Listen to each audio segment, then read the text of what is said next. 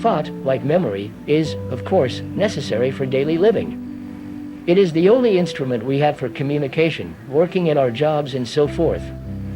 Thought is the response to memory, memory which has been accumulated through experience, knowledge, tradition, time. And from this background of memory we react, and this reaction is thinking.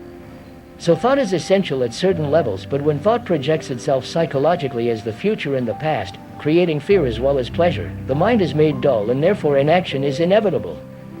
So I ask myself, why do I think about the future and the past in terms of pleasure and pain, knowing that such thought creates fear? Isn't it possible for thought psychologically to stop, for otherwise fear will never end?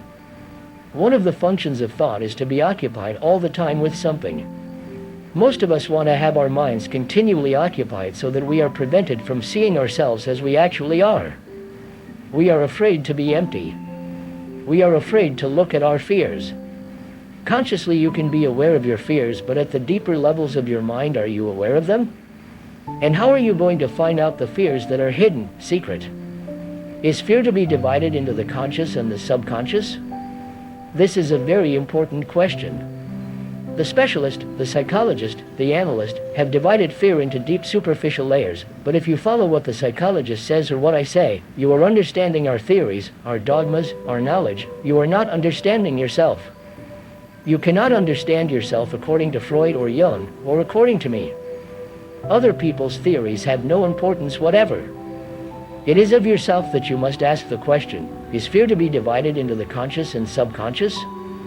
Or is there only fear which you translate into different forms? There is only one desire, there is only desire. You desire. The objects of desire change, but desire is always the same. So perhaps in the same way there is only fear. You are afraid of all sorts of things, but there is only one fear.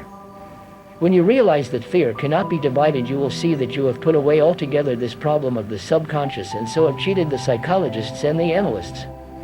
When you understand that fear is a single movement which expresses itself in different ways, and when you see the movement and not the object to which the movement goes, then you are facing an immense question. How can you look at it without the fragmentation which the mind has cultivated? There is only total fear, but how can the mind which thinks in fragments observe this total picture? Can it?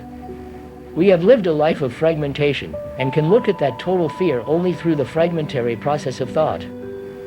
The whole process of the machinery of thinking is to break up everything into fragments. I love you and I hate you. You are my enemy. You are my friend. My peculiar idiosyncrasies and inclinations, my job, my position, my prestige, my wife, my child, my country and your country, my God and your God, all that is the fragmentation of thought.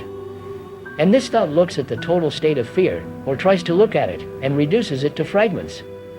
Therefore we see that the mind can look at this total fear only when there is no movement of thought.